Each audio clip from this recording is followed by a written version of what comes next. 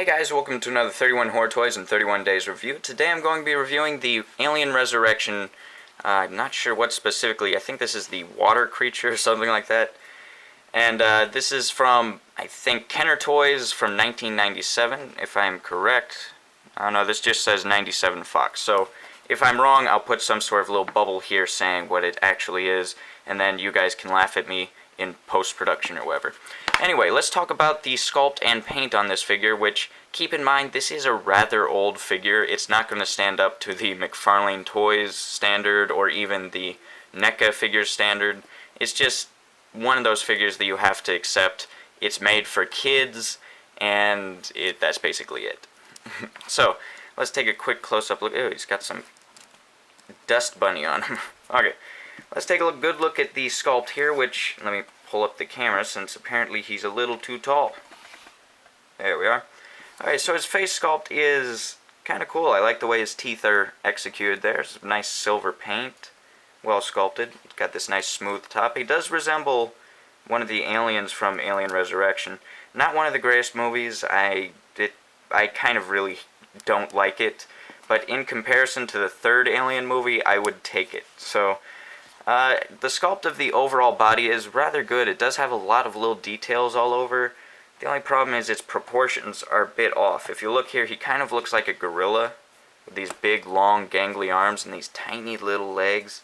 Like, this is where the legs end. Look at that. It's just, yeah, it just seems wrong. And I know it's just a kid's toy, but it does have a problem there.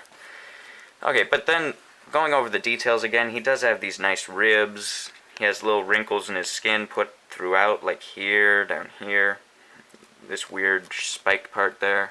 This guy's nice hands, all holy, holier than thou. The underparts of the arms are not painted, so that's a strike against him. Look at that, completely unpainted. I guess they assumed that people would just be saying it more like just like this, and then you're not going to be like, it looks fine to me.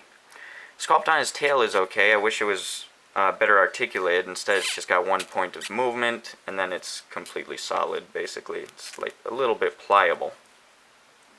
Sculpt on the bottom of the feet is pretty nice. It's nice that they actually bothered sculpting a bit there. Even his bottom, I don't know, it's wrinkly. Okay, so the overall sculpt is okay. I like it. And then the paint, it's got this like silver wash over here, nice silver teeth, blue stripe, and then just a black wash in various places. It seems like these underarms are the only parts that weren't really painted. That and these fin type things here. I don't know what you call these spines that stick out of his back. Yeah.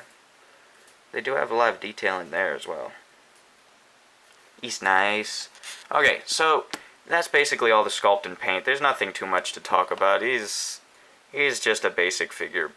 So let's talk about articulation, which is another falling down of his. Probably not for the time, because keep in mind 5 points of articulation back in 79 or 97 was rather normal. Okay, so at the head, his head can do a little bit here and a little bit there of a swivel. Nothing else. It can't look up or anything.